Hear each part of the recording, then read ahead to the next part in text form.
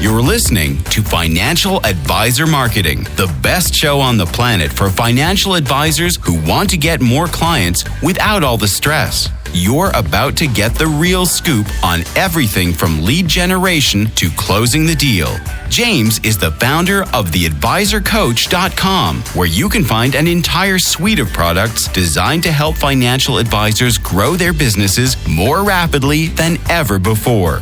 Now, here is your host, James Pollard. This episode is set to drop on Christmas Day. How cool is that? Merry Christmas and happy holidays to all of you. Thank you so much for listening. This is also the very last episode of the year because the next one will come out on January 1st. 2023 has been an amazing year for me. It has been the best year of my life so far. I said the same thing about 2022 and 2021 and 2020. That's because every year gets better and better. And why wouldn't it? Because I am the one who is making it better. 2023 has been a record year for a lot of things. It has been a record year for the podcast, for email subscribers, for website visits, for total cash collected, arguably the most important metric. It has also been a record year for new Inner Circle members, and I'm so thankful for you guys. We have an incredible community, and it is awesome to see so many people succeeding. Now, you're probably wondering about the episode title, which is The Crack Addict Secret to Getting Rich. And I'm going to tell you exactly what it is in a minute. But first, let me tell you another crack-related story. If you know me, you know that I like to push the envelope with my email marketing. And with all of my marketing, really, but especially email marketing. Well, back in April, I sent this email with the subject line, "My wife thinks these financial advisors are smoking crack." The general premise of that email was basically that any financial advisor who couldn't see the obvious value in the newsletter has to be smoking something. I mean, what other explanation could there possibly be? What I should have done was put up a number to a rehab center and said, if you have not subscribed to the newsletter, call this number because you obviously have some sort of problem. Anyway, it was a really ballsy email. Like, I really pushed it. And even I thought it was kind of offensive, which is saying something. But guess what? It got crickets. Nobody said anything. I got no responses. I think it actually got fewer unsubscribes than average. It was pretty much a dud. And I rarely get emails that just flop because I've been doing this quite a long time, kind of sort of know what I'm doing. But then not long after that, I decided to do something special for my email list. And I sent them more than 8 hours of video and audio content, all chock full of marketing strategies and insights for free. I basically said, I want to do something cool for you. Here's a link to all of this amazing stuff. Enjoy. And people complained their little butts off. Unsubscribes went through the roof. People wrote back nasty emails like stop emailing me and all of those other things. I mean, typically you get an email or two. If you have a big enough list, people say, "Ooh, stop emailing me," even though you're the one who signed up for the email list. It's just weird. And I think it's funny that I can write an email about financial advisors smoking crack and get crickets. Yet when I legitimately try to break my give value rule and give value, it bites me in the butt. I frequently say that giving value is the absolute dumbest marketing strategy you can use. And I like to test my rules so often. And I proved it there. When I tried to quote unquote give value, it totally, like, people just got their pitchforks and their fire and tried to burn my metaphorical house down. All right, I'm not going to keep you waiting any longer. The title of this podcast episode, The Crack Addict Secret to Getting Rich, is inspired by a man named Doberman Dan Gallipo. He is a fellow member of the Podcast Factory, and he used to have this show called Off the Chain. It was one of the few podcasts that I listened to back in the day. I don't really listen to that many podcasts at all, but his was a must listen for me.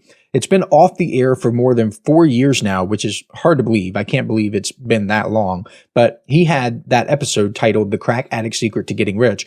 And listening to that podcast episode was a pivotal moment in my life. Today, Doberman Dan is a legendary copywriter and someone I deeply admire and respect. I think he's pretty much retired, though. His website isn't really updated. He's not active on social media, not that he ever was. And he's not doing the podcast, obviously. But before he was a copywriter, he was a police officer in Ohio. And he used to tell all sorts of wild stories about his time on the police force. He really is an entertaining guy. Just his way with words and the way he can tell a story is magical. It's really no wonder that he became a copywriter and one of the best to ever pick up a pen or pick up a keyboard, I should say. Since he was a police officer, he frequently encountered people who were on illicit substances. And he explained that if you want to get rich, you should watch a drug addict. Huh? What does that mean?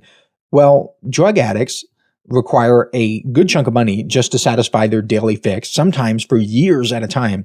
And he didn't mean the swanky Miami party scene with playboys on their yachts with mommy and daddy's money with strippers all around. He was talking about the dirty, smelly, haven't eaten for days, homeless people who frequently make more money than most doctors or lawyers. So Dan regularly arrested this guy named Willie. That's not his real name, but that's what he called him on the show. Willie's probably dead now, but both Dan and I hope that he got cleaned up and ran a nonprofit or something and helped other people get off drugs. And he explained that Willie did not look like your typical six-figure earner. His teeth, the ones he had left, were various shades of yellow and brown. He was always covered in scabs and sores. Producer Jonathan on that episode called him Scabby Willie, and I think that's a good name. And he smelled horrible, too. He explained how he arrested Willie in the middle of winter, and he smelled so bad that he opened all the windows and put the air conditioning on full blast to try to get rid of that crack addict stench. So Willie would regularly get picked up for some sort of theft or public intoxication or something, and they throw him in jail for a few days. I guess, according to Dan, he never stayed in jail for more than a few days anyway. Well, one night, Dan overheard Willie talking to another inmate in the holding cell. And Willie said that his drug habit cost him $200 per day. And this was in the mid-'80s.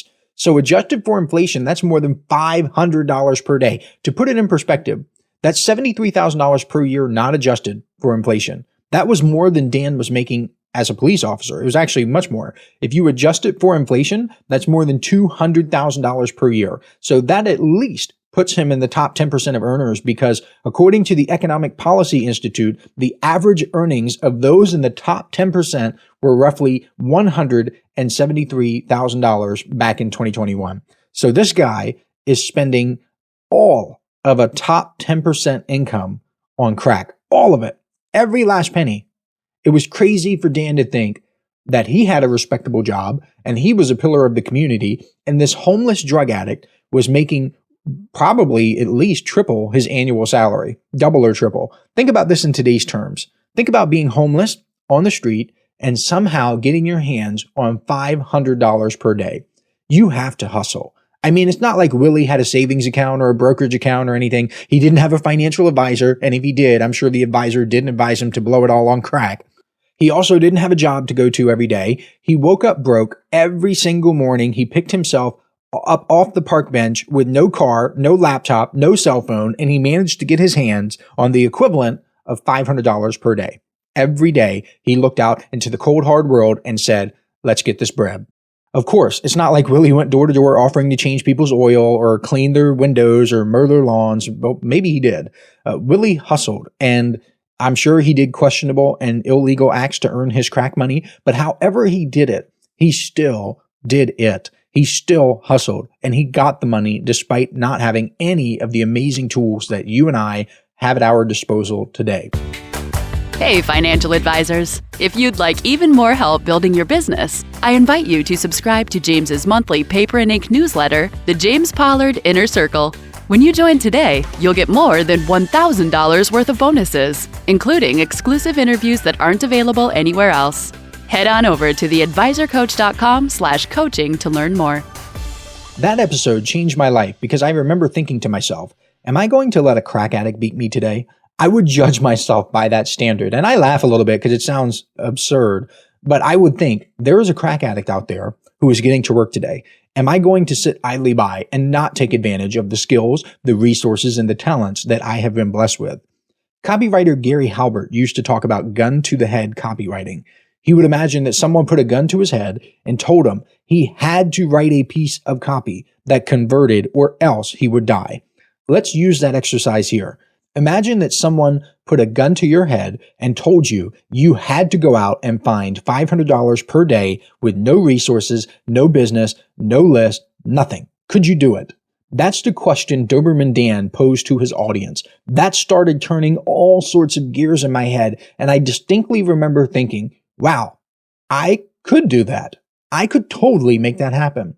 Yet when I started having this conversation with other people, their answer was no, they couldn't do it. they started making excuses for why it wasn't possible and how they couldn't pick themselves up and generate a few $100s per day. Not everybody has it.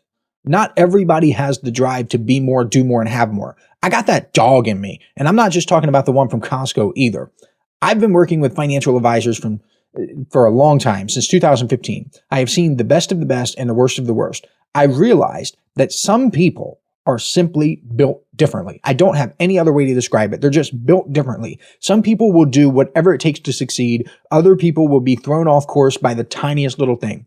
I did a podcast episode earlier this year about this concept, and it was called My Advice for Weak Financial Advisors. And I talked about how some people are mentally tough and others are mentally weak. That was a very controversial episode, but it also deepened my relationships with the financial advisors I can help, because I do my best work with mentally strong financial advisors. Those people are my people, and I am making content for them. The mentally weak financial advisors do not like me. They cannot handle my style. They cannot live in my world. They cannot thrive in this fast-paced work environment, and that is okay.